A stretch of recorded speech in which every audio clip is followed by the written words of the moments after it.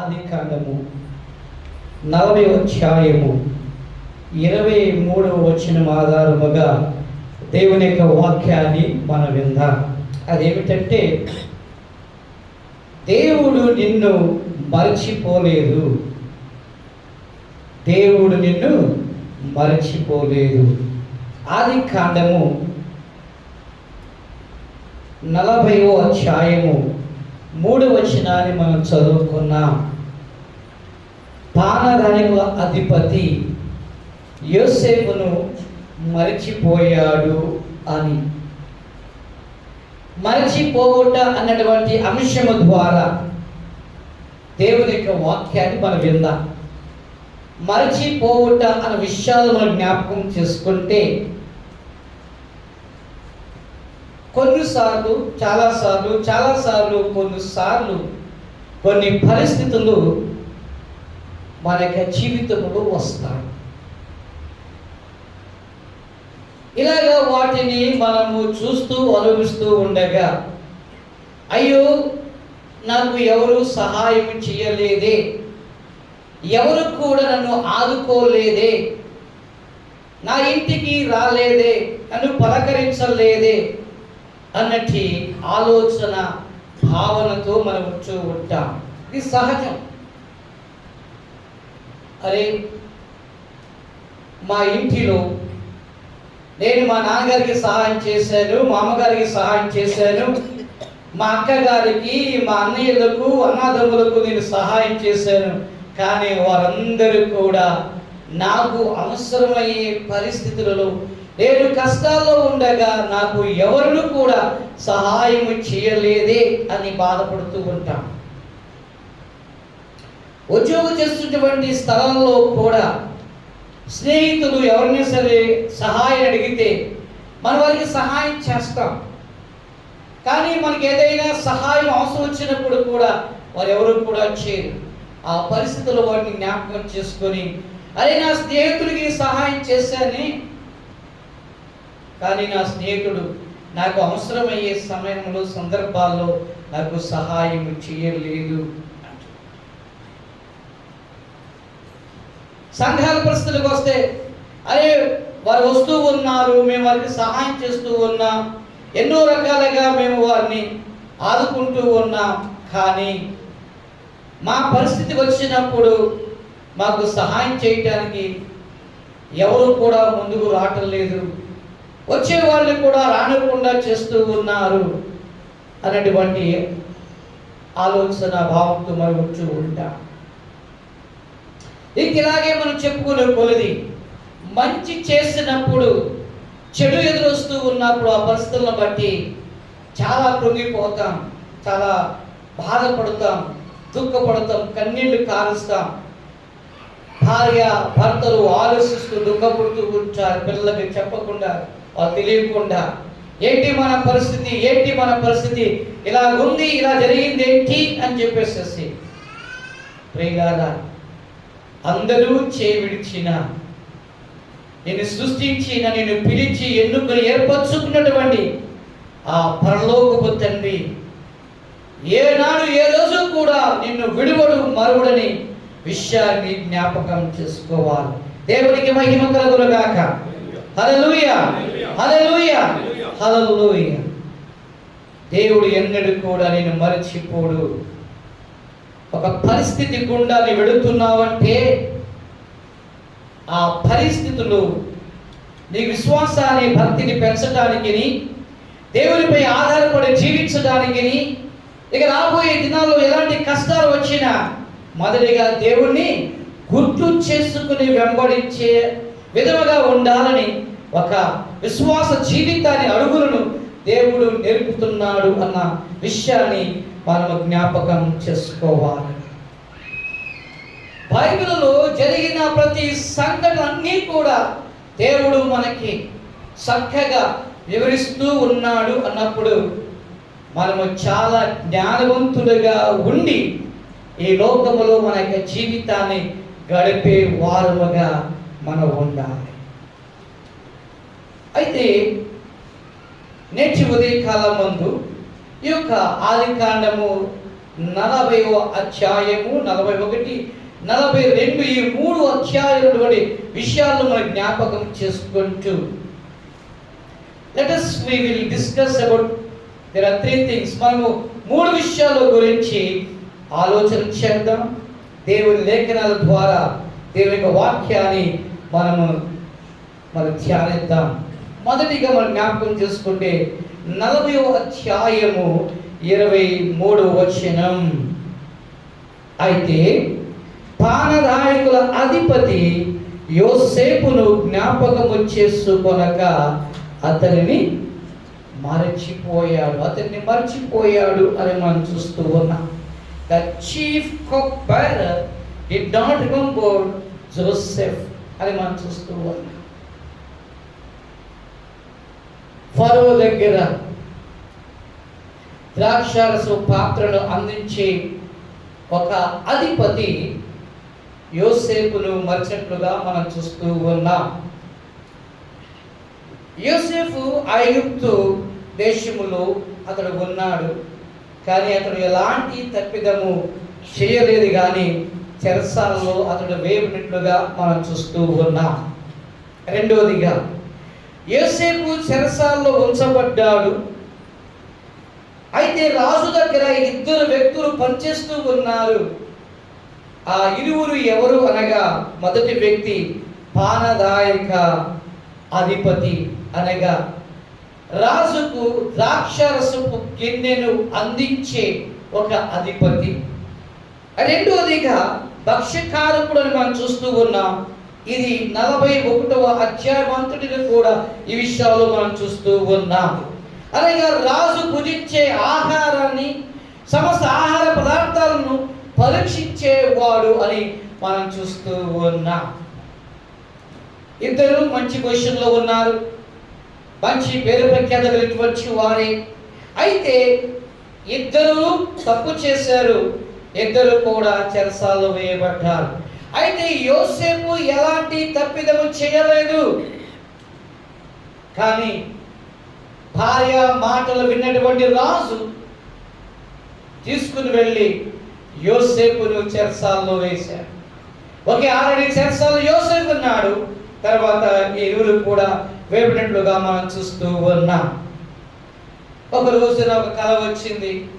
కల వచ్చిన తర్వాత 2 ఆ కల గురించి ఆలోచిస్తూ దిగులుతూ భయపడుతూ ఉన్నారు. యోసేపు వారిని చూశాడు. ఏంటయ్యా మిత్రులారా, ఏం జరిగింది? ఏంటిలాగా దిగులుతో భయముతో మీరు చింతతో ఉన్నారే, ఏంటి విషయం ఏంటి అని అడిగినప్పుడు ఆ మొదటి వ్యక్తి రాజుకు ద్రాక్షరసపు పాత్రల గిన్నెను అందించే పానదాయక అధిపతి అంటున్నాడు, అయ్యా నేను ఒక కల కన్నాను.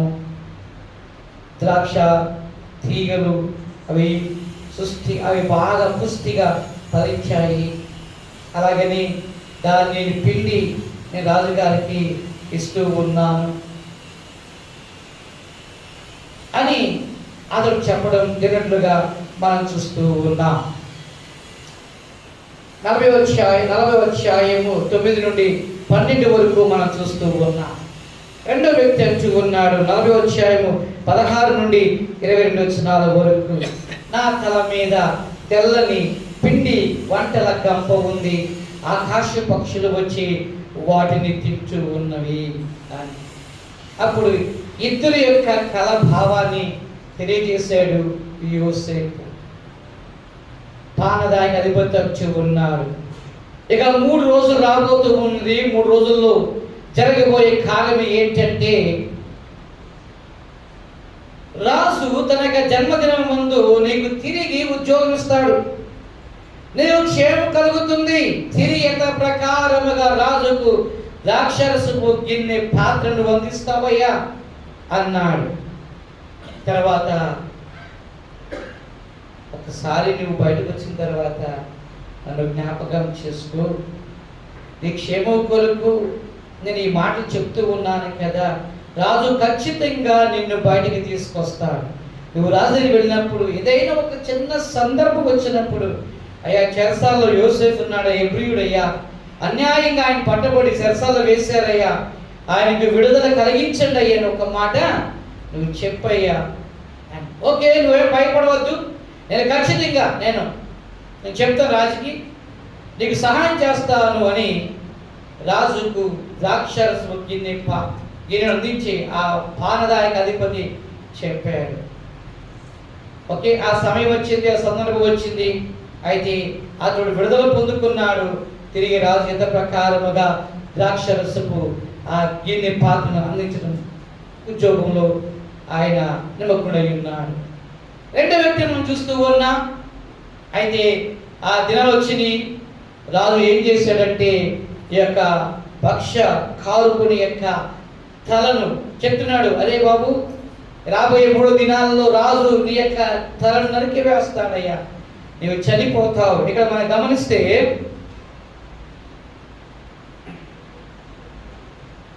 19వ వచనం మనం చదువుకుందాం. 40వ అధ్యాయము 19వ వచనం. అందుకు యోసేపు దాని భావం ఇదే, ఆ 3 గంపలు 3 దినములు ఇంకా 3 దినములోగా ఫరో నీ మీద నుండి నీ తలను పైకెత్తి మ్రాను మీద నిన్ను వేలాడదీయించును. అప్పుడు పక్షులు నీ మీద నుండి నీ మాంసమును తినివేయని ఉత్తరమిచ్చెను. నీవు చనిపోబోతూ ఉన్నావని ఆ రెండో వ్యక్తి కూడా చనిపోయాడు. అయితే ప్రియులారా, ఈ ఇద్దరికి చెరసాల్లో ఉండగా యోసేపు కళ యొక్క భావాన్ని చెప్పాడు. కానీ ఒక వ్యక్తి అయితే విడుదల పొందుకొని రాజు దగ్గర ఉన్నాడు. ఒక వ్యక్తి అయితే ఆ మ్రాను పైన వేలాడబడి ఆయన చనిపోయినట్లుగా మనం చూస్తూ ఉన్నాం. అయితే ఈ యొక్క రాజుకు ద్రాక్షరసపు గిన్నెను అందిస్తున్నటువంటి అధిపతి యోసేపు ఏం చేశాడు? మరచిపోయాడు. బహుశా బిజీలో ఉండవచ్చునేమో, లేక పని ఒత్తిడిలో ఉండవచ్చునేమో, మనకు తెలియదు. కానీ అతడు మరచిపోయాడు. మరచిపోయాడు అనడానికి అనేకమైన కారణాలు ఉంటాయి. 1 కాదు 2 కాదు. ఈ హెబ్రీయుడు అక్కడే చనిపోవాలని ఉండొచ్చేమో, లేక ఇతడు పని ఒత్తిడిలో ఉండవచ్చునేమో. ఒకవేళ రాజుకి ఈ విషయం చెప్తే తిరిగి రాజును చంపేస్తాడేమో కదా. ఒకవేళ నేను ఈ మాట చెప్తే యోసేపుకు తిరిగి విడుదల కలుగుతుందేమో అని. కానీ యోసేపుకు విడుదల కలగలేదు. మనం చూస్తూ ఉన్నాం 40వ అధ్యాయము 23వ వచనం. అయితే పానదాయక అధిపతి యోసేపును జ్ఞాపకము చేసుకొనలేదు. మొదటిగా అన్నదమ్ములు జ్ఞాపకం చేసుకోలేదు, అమ్మివేశారు. రాజు దగ్గర ఉన్నాడు. అయితే రాజు భార్య చెప్పిన మాటలను బట్టి చెరసాల్లో వేయబడ్డాడు. చెరసాల్లో ఉండగా ఇక పానదాయక అధిపతికి కలభావాలు చెప్పినప్పుడు ఆయన విడుదల పొందుకున్నాడు రాజు దగ్గర, కానీ పట్టించుకున్నట్లుగా మనం చూస్తూ ఉన్నాం. అందరూ చేయించారు. అందుకని మనం పాడతాం కదా, అందరూ నన్ను విడిచినా నీవు నన్ను విడువనంటివే.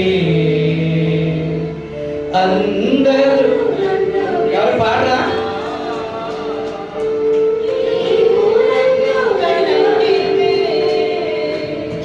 నా తల్లియు నీవే, నా తండ్రియు నీవే, నా తల్లి తండ్రి నీవే యేసయ్యా. నా తల్లియు నీవే, నా తండ్రియు నీవే, నా తల్లి తండ్రి నీవే యేసయ్యా. నీ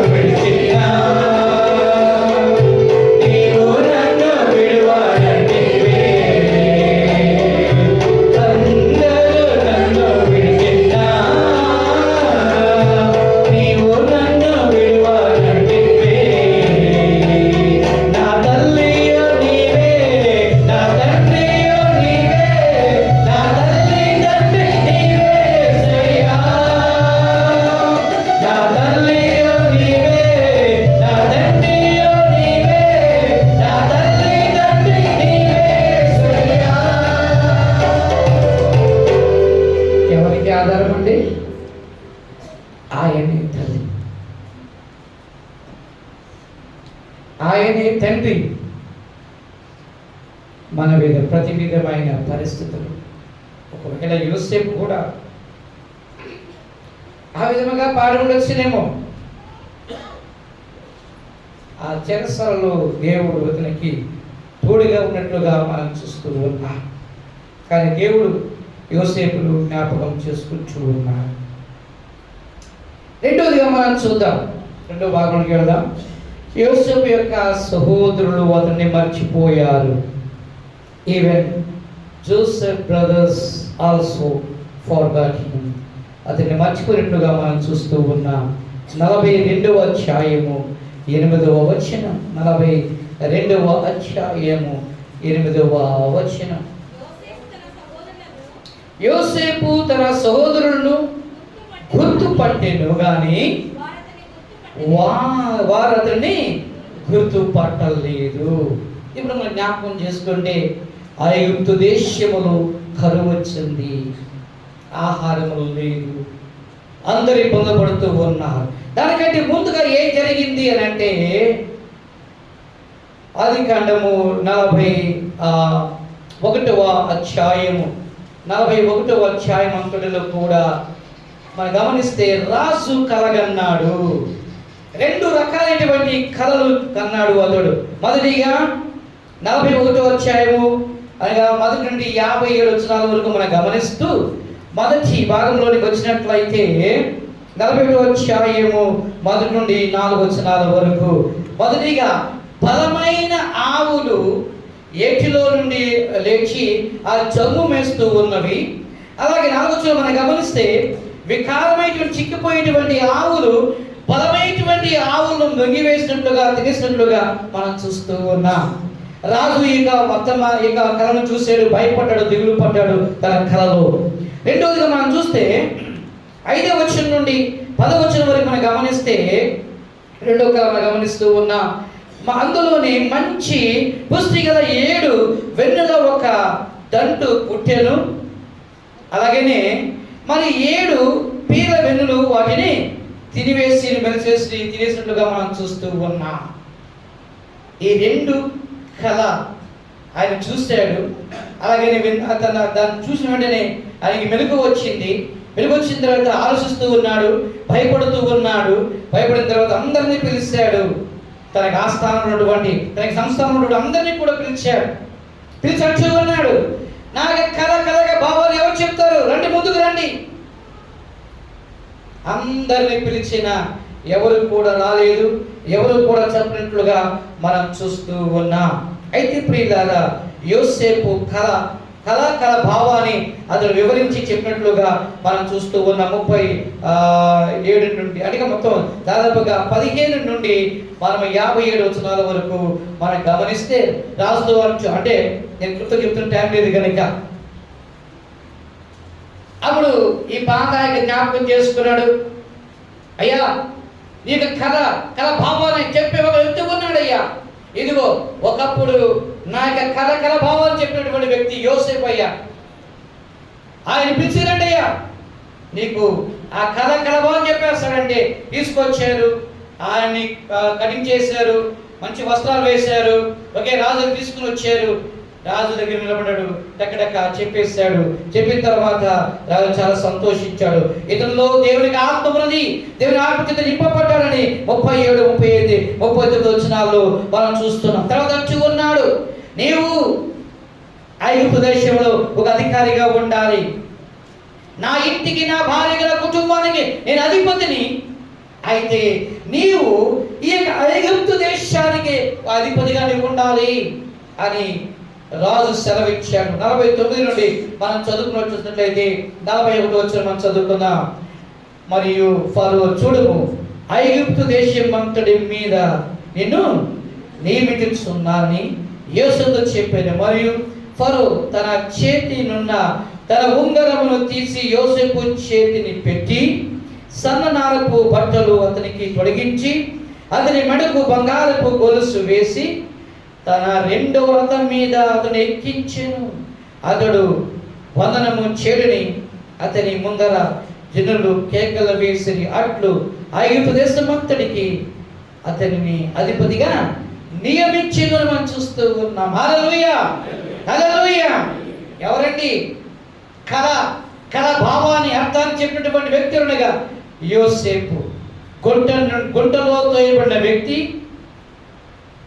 చెరసాలలో తోసివేయబడిన వ్యక్తి, చెరసాల నుండి రాజమహల్కు తీసుకురాబోయినటువంటి వ్యక్తి ఇప్పుడు రాజుగా అధిపతిగా నియమితం చేయనట్లుగా మనం చూస్తూ ఉన్నాం. దేవుడు మర్చిపోయాడా?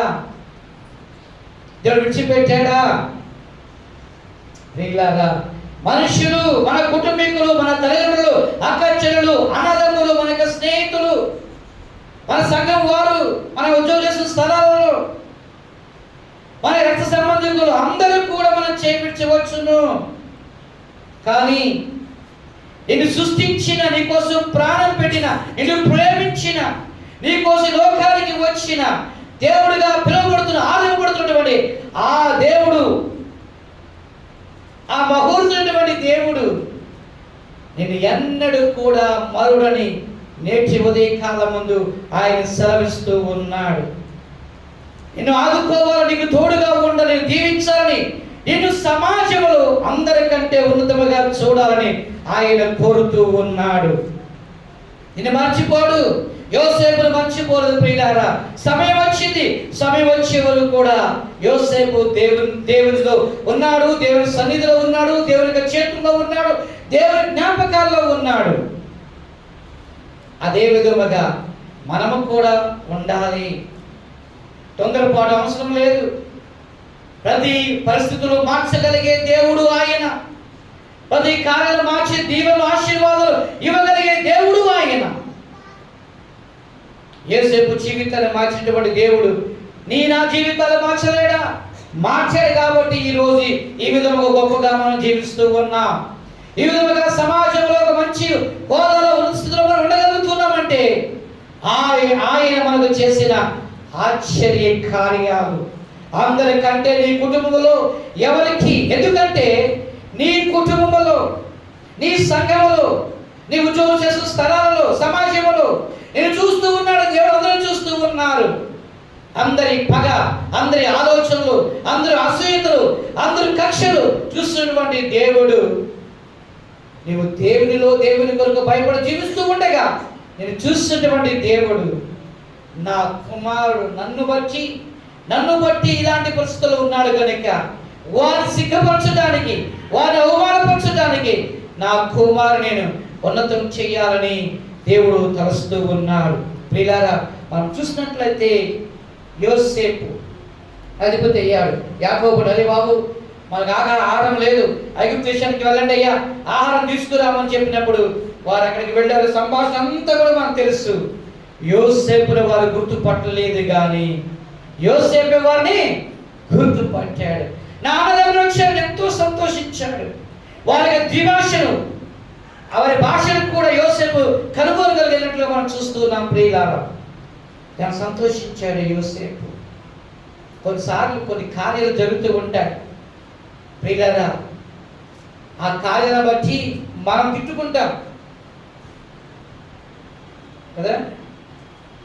ఎందుకు మా అమ్మ, ఎందుకు మా అక్క, ఎందుకు మా చెల్లెలు, ఎందుకు మా తమ్ముడు, ఎందుకు మా అన్నదమ్ములు, ఎందుకు నా తోటి సంఘస్థులు, ఎందుకు నా తోటి ఉద్యోగస్తులు, ఎందుకు నా ప్రక్కన నా ఇంటి పక్కన వారు ఎందుకు అక్కడ చేస్తూ ఉన్నారని వారిలో అలాంటి తలంపులు పెట్టేదే దేవుడు.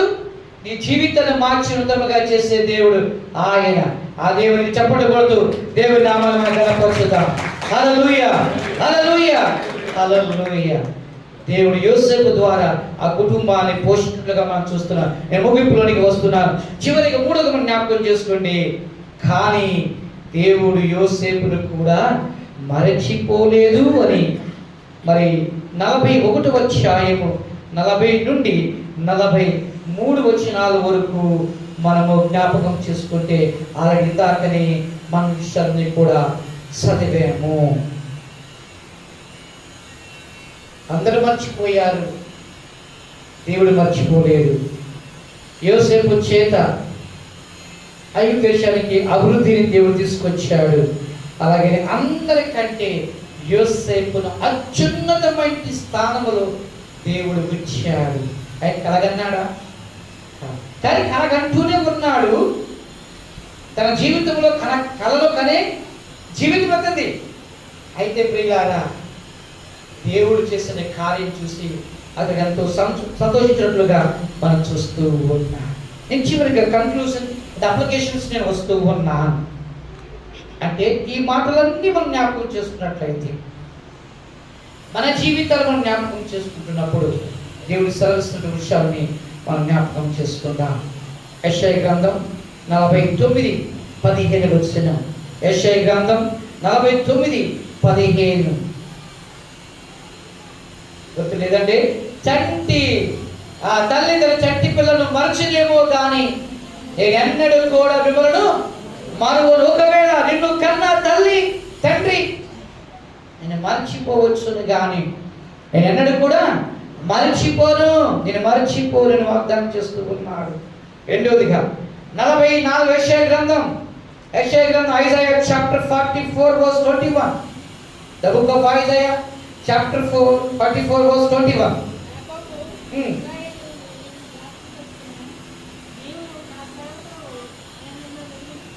ఇక్కడ మనం జ్ఞాపకం చేసుకుంటే యాకోబుని దేవుడు జ్ఞాపకం చేసుకున్నాడు. అంటున్నాడు, నీవు నా సేవకుడు, నేను ఎలా మర్చిపోతానయ్యా నిన్ను, నేను మర్చిపోను అని అంటూ ఉన్నాడు.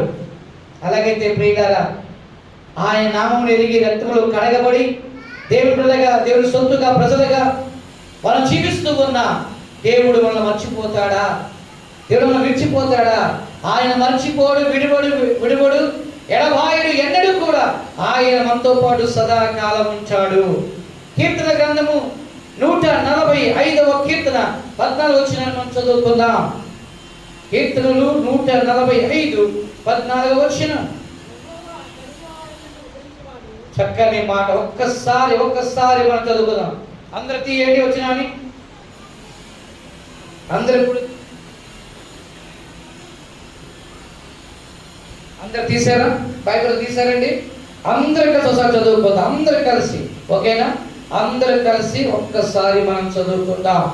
యెహోవా పడిపోవారందరినీ ఉద్ధరించువాడు, కృంగిపోయిన వారందరినీ లేవనెత్తువాడు. యెహోవా పడిపోయిన వారందరినీ ఉద్ధరించువాడు, కృంగిపోయిన వారందరినీ కూడా ఆయన లేవనెత్తువాడు. ఎంత గొప్ప దేవుడండి! పడిపోయిన వారికి చెయ్యనుంచే దేవుడు, చేయించే దేవుడు, కృంగిపోయి కుమిలి విసిగి వేసారిపోయి ఇక నాకు సహాయం ఎక్కడ రాదు అని అనుకున్నప్పుడు, కొండలతో నా కళ్ళెదుచున్నాను, నాకు సహాయం ఎక్కడ వచ్చును, భూమి ఆకాశం సృష్టించిన సృష్టికర్త యెహోవా వలనే నాకు సహాయం. హల్లెలూయా, హల్లెలూయా, హల్లెలూయా. ఆకాశాన్ని భూమిని సృష్టించిన సృష్టికర్తనే యెహోవా వలనే నాకు, నీకు, మనందరికీ కూడా గొప్ప సహాయము, ఆశీర్వాదములు మనకు కలుగుతూ ఉన్నవి. దిగులేలా, భయమేలా, చింతేలా. నిన్ను పిలిచిన దేవుడు నిన్ను విడిచిపోతాడా? మరచిపోతాడా? ఎన్నడూ కూడా విడిచిపోడు, మరచిపోడు ఆయన. కాబట్టి నమ్ముతున్నావా? ఈరోజు ఈ నేటి పునరుత్థానం నమ్ముతున్నావా? నీవు నమ్మినట్లయితే దేవుని యొక్క మహిమ కార్యాలు నువ్వు చూస్తావు, అద్భుతాలను చూస్తావు, మెరుగైనటువంటి జీవితం, అద్భుతమైన స్థానాన్ని నువ్వు చూడగలుగుతావు. నువ్వు అనుకున్నవన్నీ కూడా దేవుడి యొక్క జీవితంలో నెరవేర్చే దేవుడై ఉన్నాడు. నేను చూస్తున్నటువంటి దేవుడు ఆయన, నీ మొరలు ఆలకిస్తున్నటువంటి దేవుడు ఆయన. నువ్వు కృంగిపోయి కాబట్టి నీకు చేయించి ఆయన లేపే దేవుడు ఆయన. నీకు అండగా, నీకు కొండగా, ఆశ్రయముగా ఉండే దేవుడు ఆయన. ఎంత గొప్ప దేవుడు మనకు ఉండగా మనం ఎందుకు భయపడాలి? ఎందుకు చింతపడాలి? ఎందుకు దిగులు పడాలి?